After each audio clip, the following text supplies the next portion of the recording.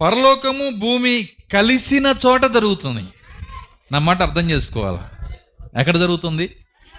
పరలోకము భూమి కలిసిన చోట. ఒక క్రైస్తవుడు మాత్రమే పరలోకము భూమి కలిసిన చోటుగా ఉంటాడు. ఒక క్రైస్తవుడు మాత్రమే పరలోకములోను భూమిలోను కలిసి జీవిస్తాడు ఒకే సమయంలో. పరలోకము భూమి కలిసిన చోట ఏముంటుంది? అన్నిటికన్నా అతి గొప్ప పోరాటం, యుద్ధం జరిగే స్థలం అది.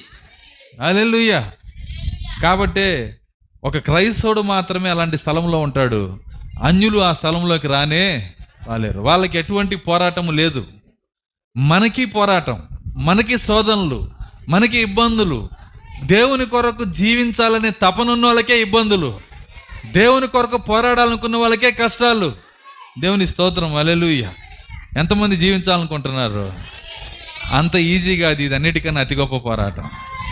కానీ ఖచ్చితంగా నువ్వు గెలవగలవు.